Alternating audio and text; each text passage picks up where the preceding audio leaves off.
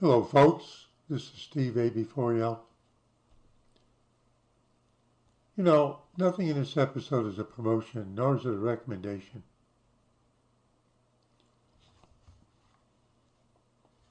The other day, I was talking with somebody that is a good friend, and I was asking how her granddaughter was doing. Her granddaughter's in second grade. And I said, "Oh, could you talk to her? Could I swap places with her and go to second grade for a little while? I would really enjoy going back to second grade." And what I told her was that I remember my teacher's name from second grade.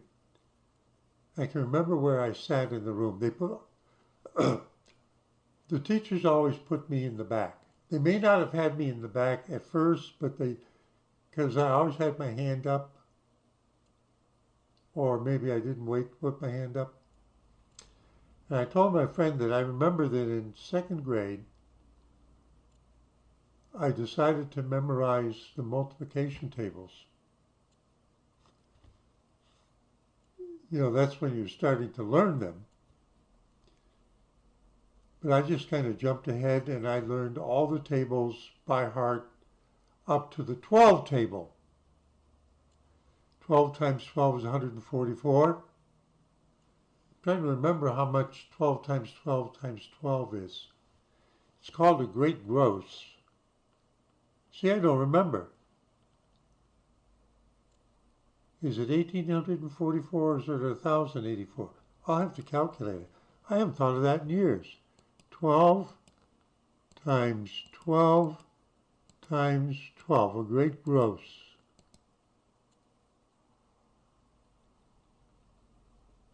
Oh, you know what happened? I went 12 times 2 times 12, and I got 288, and I knew that wasn't right. So how would I fix that? Quick! I didn't do that intentionally. How would I fix that? I would multiply this by 6, correct? You knew that in your head right away, right? Is that right, 1728? Let's do it again. 12 times 12 times 12. Did I get the 12s off? Yeah. 1728.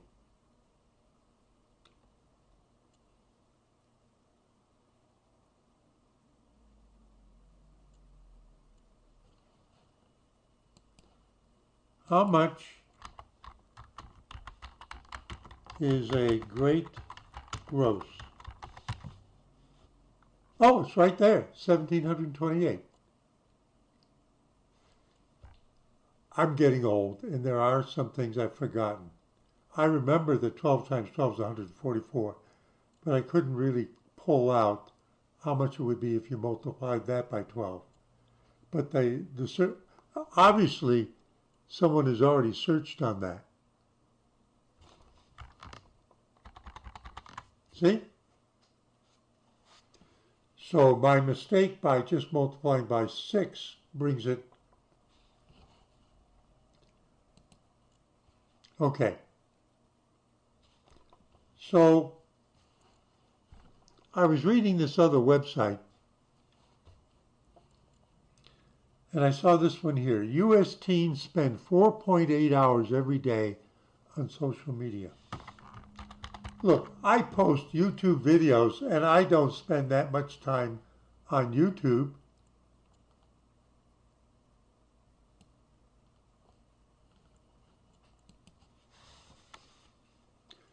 Just over half of U.S. teenagers, 51%, report spending at least 4 hours per day,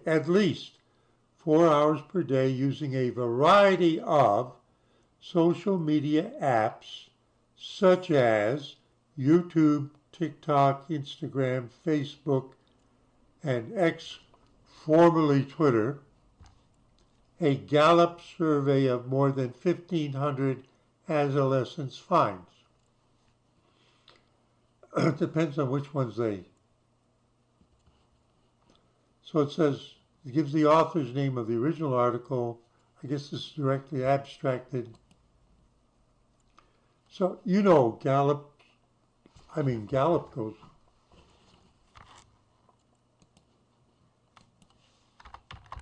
Even when I was a kid, learning about presidential elections, right? Gallup, American Analytics and Advisory Company, based in Washington, D.C., privately held, founded 1935.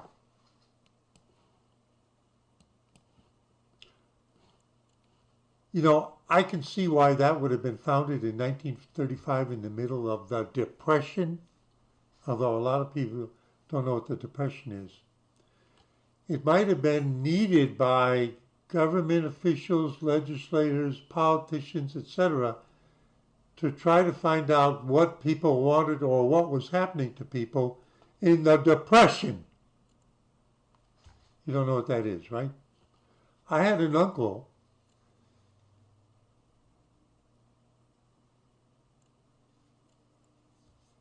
I'm trying to think of when he was born. Yeah, he would have been a teenager or just after teenager. And no money, no job.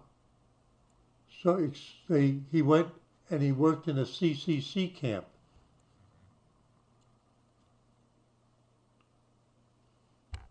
Conservation Corps, CCC.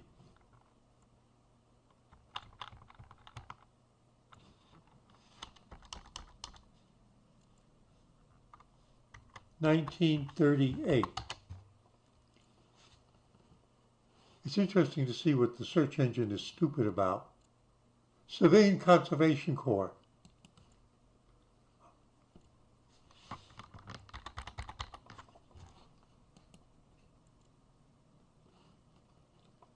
See, there were radios, but they had 5 tubes, and they were like this.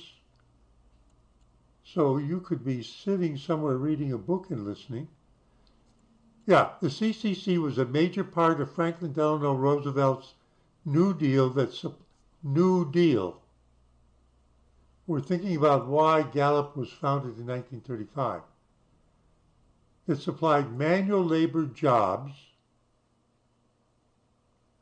related to the conservation development of natural resources in rural lands owned by federal, state, and local governments.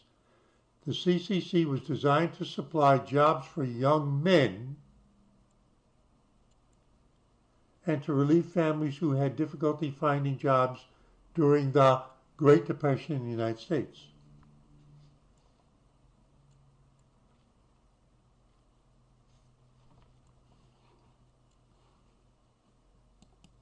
So I let my mind wander.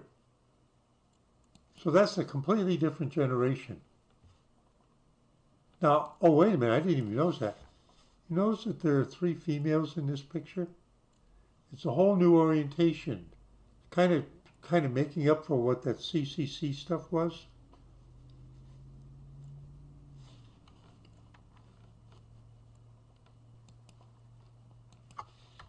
Was there a CCC for girls?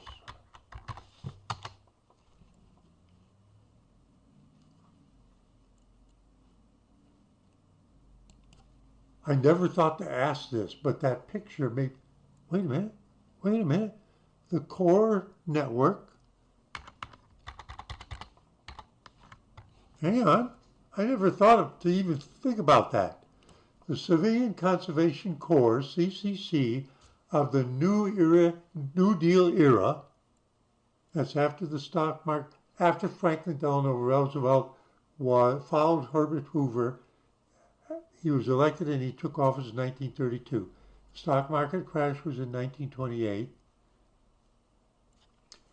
The New Deal have only been for men, but did you know there was also she camps? I don't know if they're being serious. President Franklin Roosevelt launched the CCC in 1933. His wife, Eleanor Roosevelt, was excited by the idea of employing youth in environmental conservation jobs, but she was discouraged by how the CCC only served men. She soon began campaigning for a parallel organization that could provide employment for the country's nearly 200,000 homeless women. Her first suggestion was that women could work in tree nurseries, like starting taking the seeds from pine cones, starting pine trees to be planted in conservation lands by the CCC men. An idea that was unconsciously sexist or maybe shrewdly deliberate. Though most of New Dealers scorned Eleanor Roosevelt's plan, she gained support from Frances Perkins, the Secretary of Labor. The process of establishing women's camps was slow, but by 1936, there were 90 residential she camps, formerly known as FERA camps, Federal Emergency Relief Association. I've heard of that. In the end, some 8,500 women benefited from the program.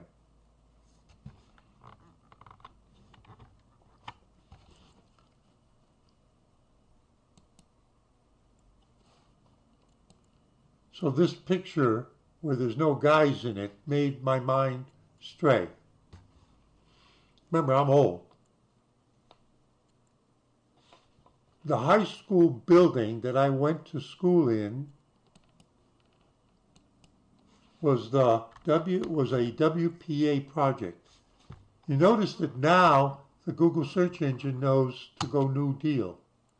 The Works Progress Administration, renamed in 1939 as the Work Projects Administration, was an American New Deal agency that employed millions of job seekers, mostly men, who were not formally educated. Why would they drop out of school? Like my uncle. Because there was no money to even go to school. Even though school was free, you have to be able to live on something. To carry out public works projects included construction of public buildings and roads. The high school building that I went to high school in was a WPA project.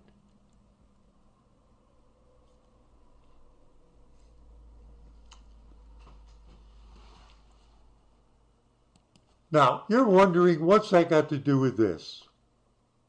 In a strange way, there's something working in the back of my head, and even I just realized what it is.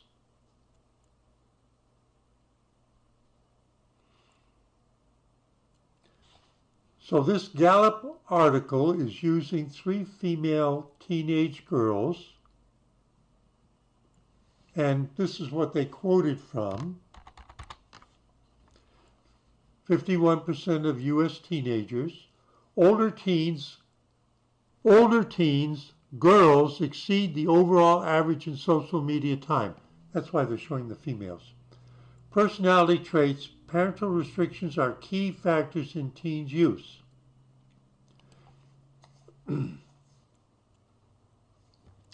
Across age groups, the average time spent on social media ranges from a low of 4.1 hours per day for 13-year-olds to as high as 5.8 hours per day of 17-year-olds. Girls spent nearly an hour more on social media than boys. That's because the boys went fishing, or if they're 16 and over, they're working on their car. When I was 16 years old, in high school, I was fortunate through a ham radio friend who was a few months older than me, who had gotten a job at the Atlantic and Pacific Tea Company, A&P grocery store in my town. They were needing another part-time high school-aged person to work in the store. I know somebody. Thank you, George. So here's the graphs. The high one is the 17-year-old, and the next highest one in their survey is 5.1 hours, and it's 15-year-olds. And it's based on 1,567 U.S. adolescents. This is the Gallup Familial and Adolescence Health Survey. Okay, so you've got the picture.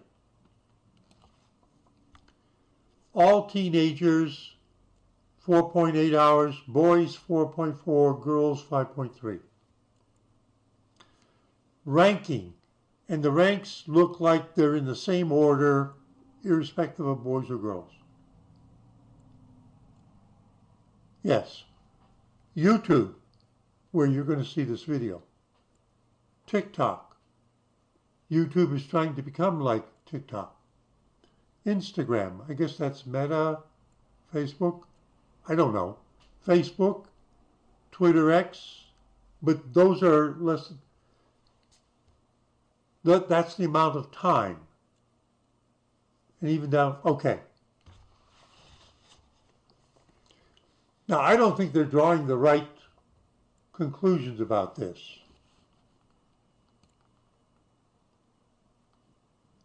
Adolescents were asked measures of what psychologists call the big five personality traits. One of the scales in that is particularly relevant, it's the first time I'm reading it, conscientiousness pertains to self-control and regulation. The least conscientious adults, those scoring in the bottom quadrille of the 4 items in the survey, they don't think very much of themselves. That's what they're trying to say. Spend an average of 1.2 more hours on social media than those who were highly conscientious.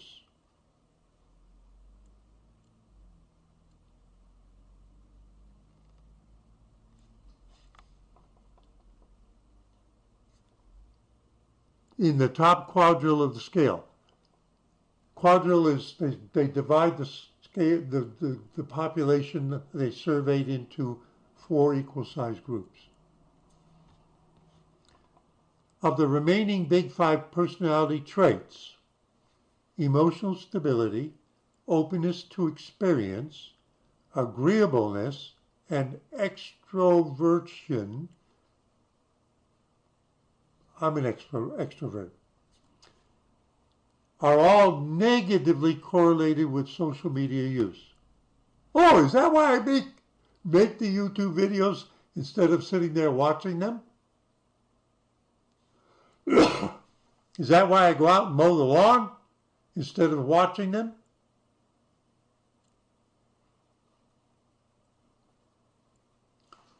Now, I'm going to bring up a correlation that I think fits. And you heard what those traits are, so keep those traits in mind as we now jump to something that some people would naively think is totally unrelated, but I think is logical. We need a search engine.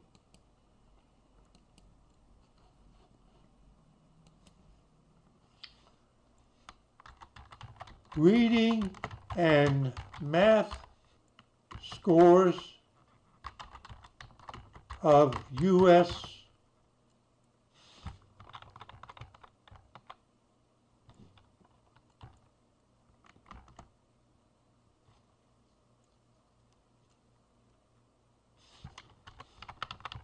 Why did they change that? Reading and math scores of U.S. teenagers.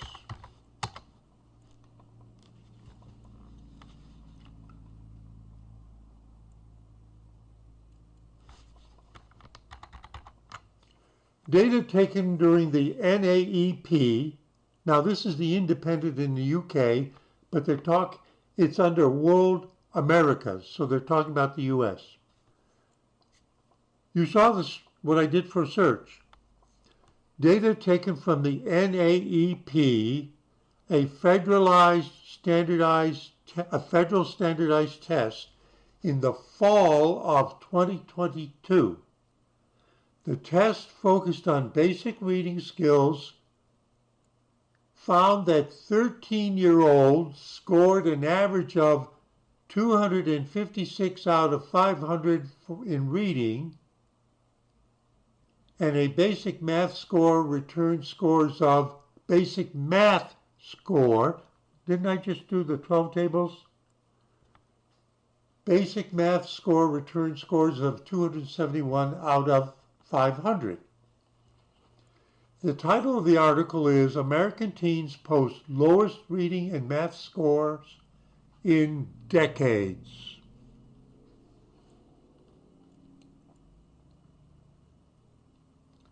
Let's just look at what was returned. U.S. News World Report, June 21st, 2023. The average scores of 13-year-olds declined 4 points in reading and 9 points in math compared to the previous assessment administered. New York Times, June 21st, 2023. So this must be when a report came out, June 21st, 20th. New York Times, test scores for U.S. 13-year-olds show lowest math, and then they repeat those numbers, because that's the headline. NPR, oh, such a reliable truth source, NPR. July 4th, see, they're behind time. They're 2 weeks late, a week and a half late, to regurgitate the same thing. They must have had to argue about whether they would do it. Even Al Jazeera is reporting it on June 21st. AP News, June 20th. I told you it came out on the 20th. I guessed that just from the dates. I memorized all the multiplication tables up to 12. Think I should have included 13? So all those articles begin by quoting something that everybody's using the same headline. Now, wait a minute. What picture did they use? Now, this isn't about watching social media, but it's not surprising that, see, I haven't been into a schoolroom since the 1960s. I'll admit it. I have no idea what's in schoolrooms. None. When I was in grade school and junior high, the desks, it was only in the 6th grade that we actually began to have movable desks. Everything through 5th grade were desks that were the iron things that were put in those buildings in like 1905. That it was made of wood and it had a space, the writing surface, but you could put all your books inside of it, but it had an open mouth. The chairs were bolted to the floors.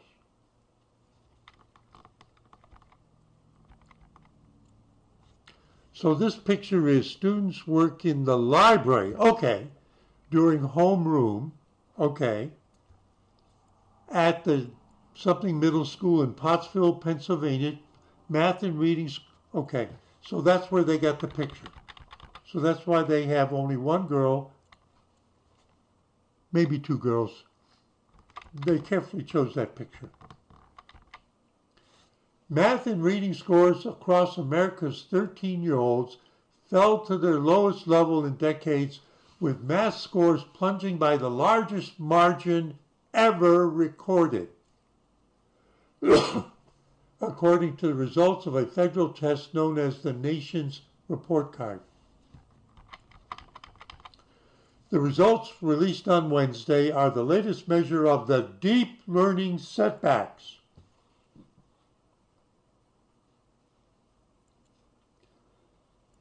incurred during the pandemic.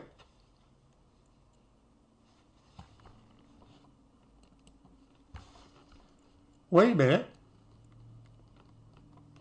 This is Gallup poll. I'm looking for the word pandemic. The word pandemic does not appear in the article by Gallup poll. Because I just searched for pandemic and it took me to an advertisement for another article. Let's try COVID. Same thing, only there's no COVID word on the page. Wait a minute. Gallup poll didn't think to try to correlate it with something like the pandemic? Are they renegade outlaws? That's not a very liberal NPR point of view.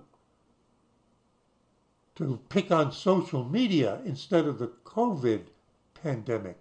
Because AP, whoever these people are, they immediately placed it on the pandemic.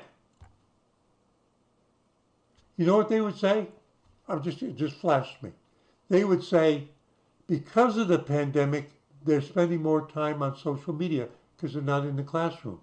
Well, aren't they supposed to be self-studying? That's my question. You see, my mind wanders, but I brainstorm the disparate, contradictory. I try to make a work of art out of it that means something. The results released Wednesday are the latest measure of the deep learning setbacks incurred during the pandemic. While earlier testing revealed the magnitude of America's learning loss, the latest test casts light on the persistence of those setbacks, dimming hopes for swift academic recovery. For more than 2 years after most students returned to in-person class, there are some, quote, worrisome signs about student achievement, says the Commissioner of the National Educational Statistical Government Branch Education Department. You know, I remember when the Education Department came in, and I also remember how certain people have tried to get rid of it because it's a total waste of time. It's a propaganda apparatus and nothing more. The green shoots of academic recovery that we had hoped to see have not materialized, she said in a statement.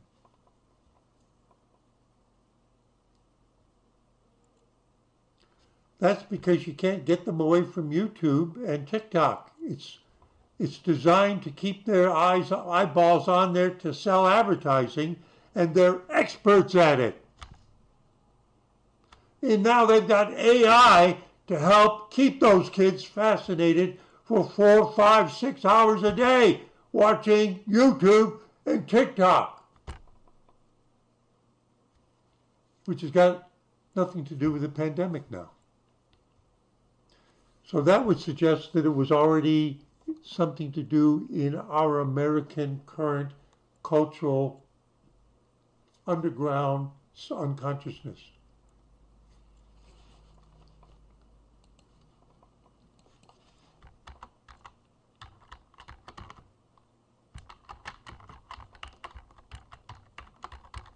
I'm going to say Freud the unconscious.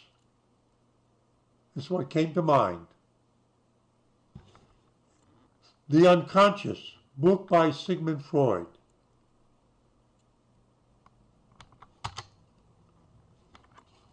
University of Pennsylvania School of Arts and Sciences. Let's see if there's a Wikipedia. Freud Museum, London. What is the unconscious? A dynamic unconscious. Freud was interested in a dynamic. I've never read this before. The unconscious has become a widely used term, but Freud meant something quite specific. He rejected the notion of a second consciousness, I'm sitting here at first level consciousness and was critical of the mythical view that all humans are connected to one and the same universal unconscious. Freud was interested in a dynamic unconscious made up of ideas that had been forced out of consciousness by a process of repression. Wait a minute. This is the first time I'm reading this. I didn't do any pre-searching before I started talking.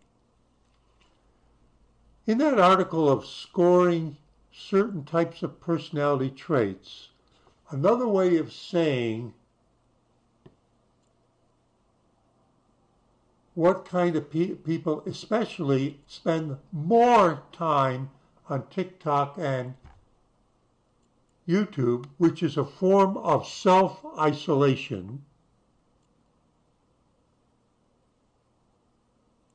instead of going out with friends, going out and playing softball or tennis or badminton.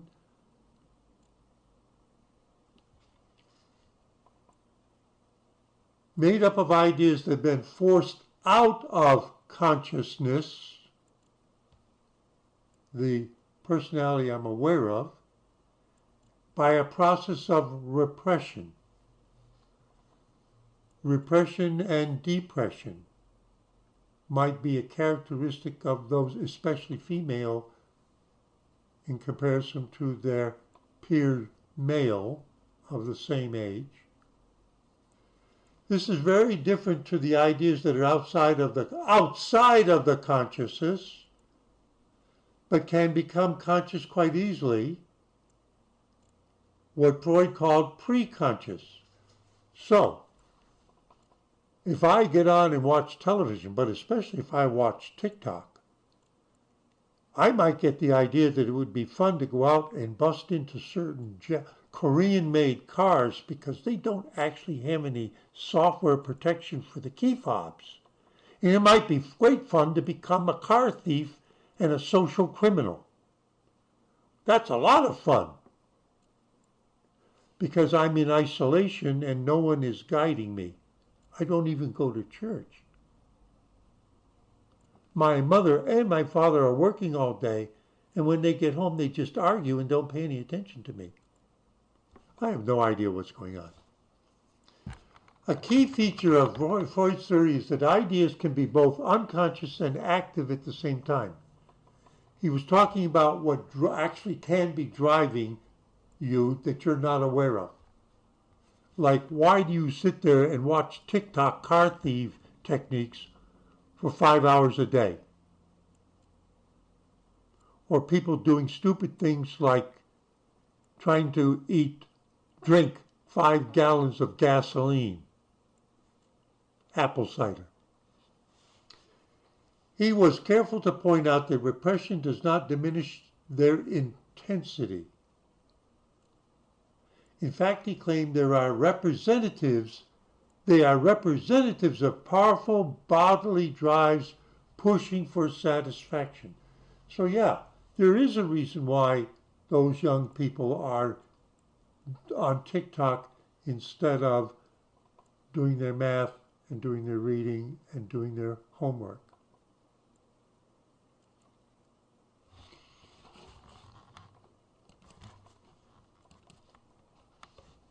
I'm remembering something I read maybe a month or two ago. Reading and math proficiency in Baltimore City schools, 2023. Project Baltimore found 40% of Baltimore City high schools where the 2023 state exam was given did not have a single student score proficient in math.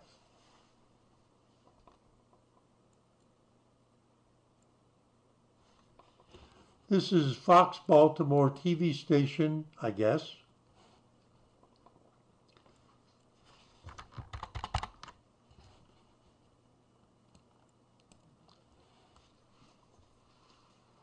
That's not the only alarming finding we made.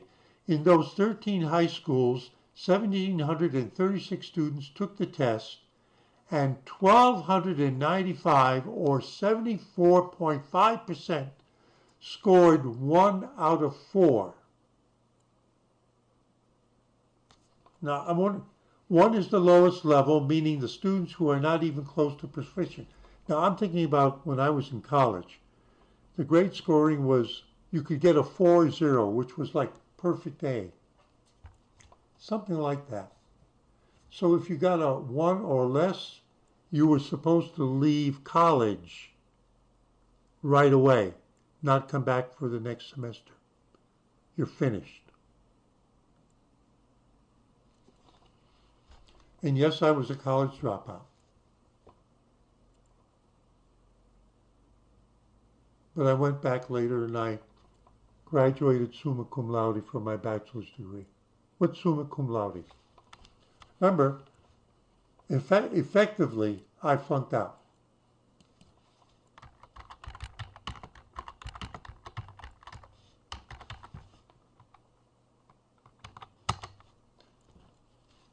.4, cum laude grade point estimates. Cum laude with praise, 3.5 to 3.7. Magna, which is large praise, it's Latin, 3.8 to 3.9. Summa cum laude, 4.0. It's from 3.9 and up, but it means basically 4.0. I was a college dropout. I saw the writing on the wall. I was failing across multiple subjects. But more than a dozen years later, I gave it another try, and I graduated with summa cum laude. Not quite 4.0, just a little bit below that. So it is good to give it a second try.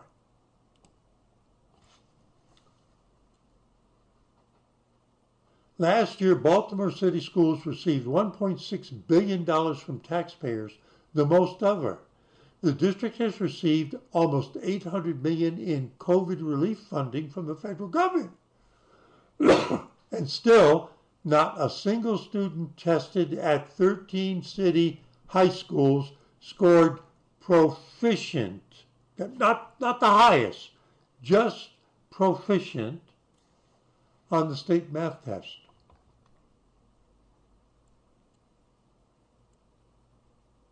Oh, wait a minute.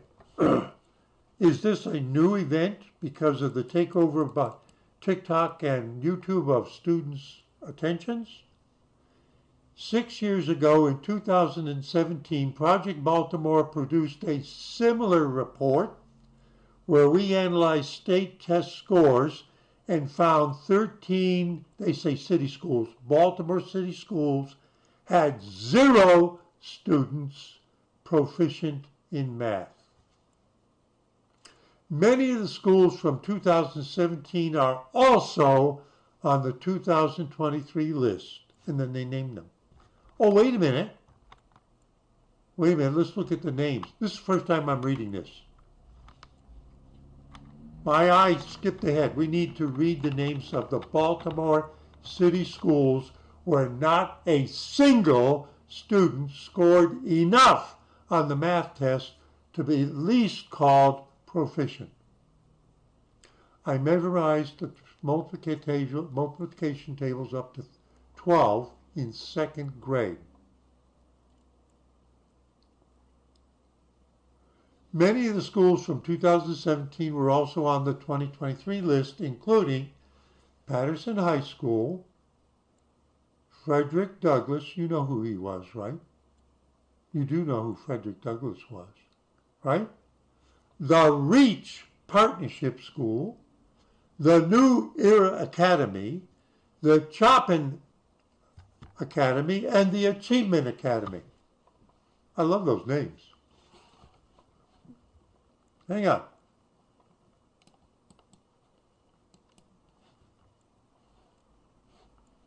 There's the Achievement Academy of Durham, but we will say Baltimore. I've never done this.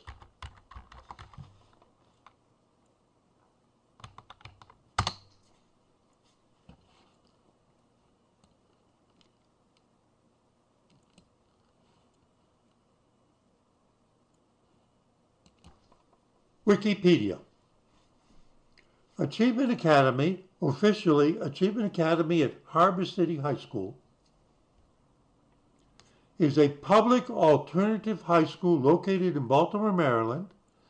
The school currently resides in the former Achievement Academy is an alternative school program to serve students with severe academic and behavioral issues. In other words, they're street thugs. Or does it mean that they watch TikTok and YouTube even during class time? I'm not making fun of anybody. I'm connecting things up.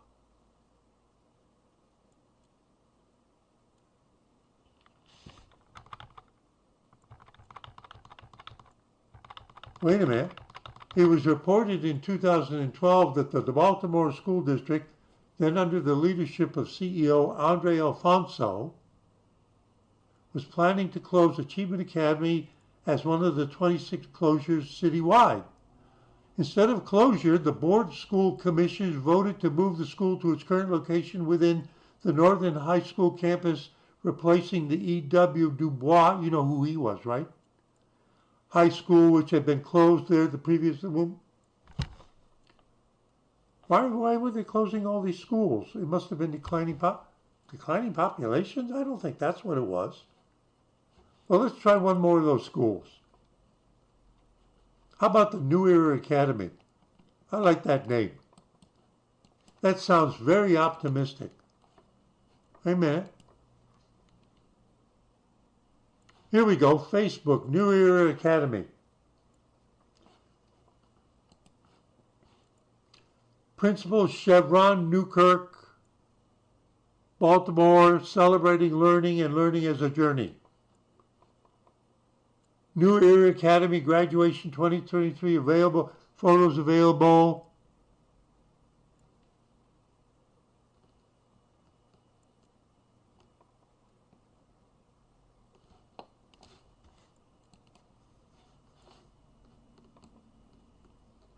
Wikipedia, New Era Academy. Remember, for at least 5 or 6 years or more, they haven't had a single student proficient in math, according to testing. It's a very short article. New Era Academy is a public secondary school serving grades 6 through 12, located in the Cherry Hill neighborhood of South Baltimore, Maryland. It is operated by an Innovation High School by Replications Incorporated for the Baltimore's Replications Incorporated? Replications Incorporated is we're doing some searching. Nonprofit school support, innovation, equity, community. Mission. This company that operates that school that hasn't had anybody proficient in math for a long time. Replication's mission is to establish strong partnerships to support students to maximize their brilliance and gain the confidence to explore the world. Our brilliance.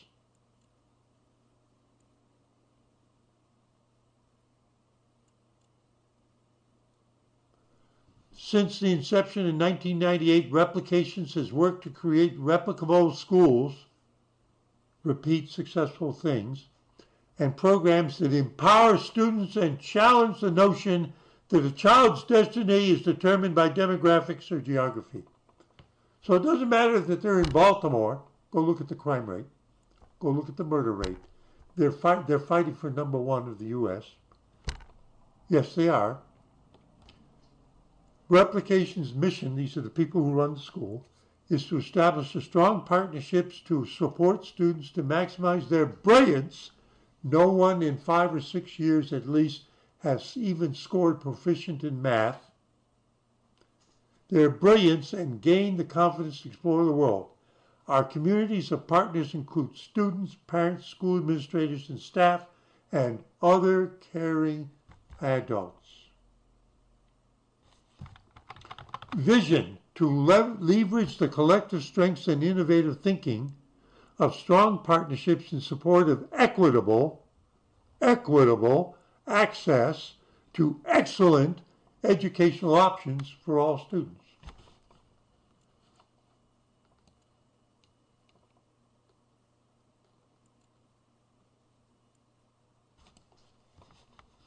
Our vision is that every child, regardless of race or socioeconomic status, has an opportunity to attend a high-performing, dynamic, and intellectually rigorous public school, where for at least 5 years, no one has ever even achieved a proficient status on the standardized math test. This is the first time I've ever read this.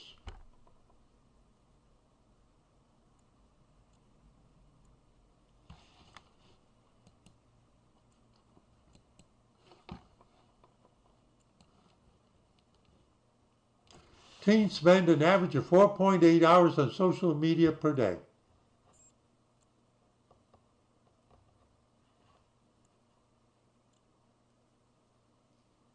YouTube is number 1. TikTok is number 2. What can I say? When I was in 2nd grade, on my own, I decided to memorize the multiplication tables, not to 10, because in 2nd grade, I think that the teacher only expected us to get up to like the 4 table or the 5 table. I memorized them to the 12th. I just didn't remember that a great gross is 1728. Steve A.B. No, there was no such thing as calculators in those days. You had to do everything by pencil and paper, or pen and ink. In the desk I had, there was an inkwell, and we had a pen, and they had to keep ink in there for writing stuff on paper. There were no ballpoint pens. How primitive. Oh, it's kind of like Abraham Lincoln doing his studying by the light of the wood fire in the living room. Steve A.B. Forio, just wondering what's going on. My mind wanders, but I try to brainstorm something coherent out of this. I was a college dropout, but when I went back, I managed to do summa cum laude once I grew up. Saying, see you in 73.